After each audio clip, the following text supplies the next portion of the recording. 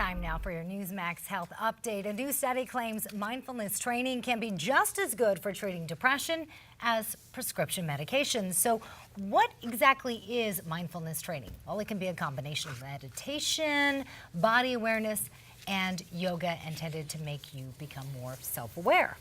Before you reach for that snack, take a look at our lead story on Newsmax Health. It talks about 8 nutrients that can prevent brain aging. Among them, omega-3 fatty acids, walnuts, John's favorite, and blueberries. For the full list, you can go to Newsmax.com. Roseanne Barr, seen here in her first TV appearance on The Tonight Show way back in 1985. The comedian just revealed she's slowly going blind.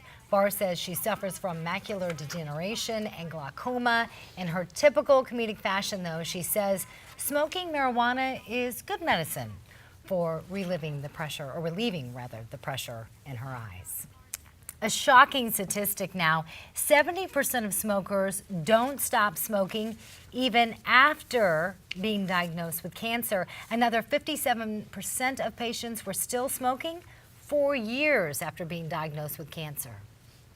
One person is dead, another 20 hospitalized after a botulism outbreak. It happened at a church potluck dinner in Ohio. You're seeing video of that church from a Fox affiliate in Cleveland. Botulism is generally found in canned foods and is not contagious. All right, Miranda, thanks a lot. When it comes to our health, we often underestimate the importance of things like mindfulness, and you touched on that in your report, and healthy eating as well. And that's why we have Dr. Chauncey Crandall, a leading cardiologist, here to talk about the importance of eating healthy. That is today's Heart Health Minute.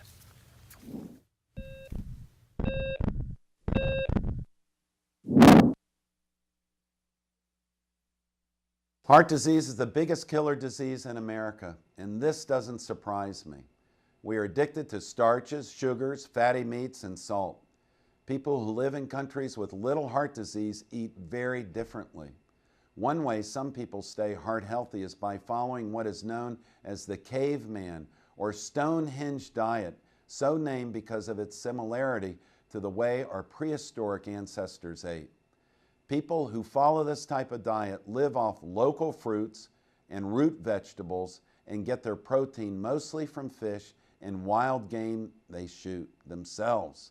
Now, since most of us don't hunt or fish for all our protein, here are some simple tips on how you can start to eat like a caveman, modern day style.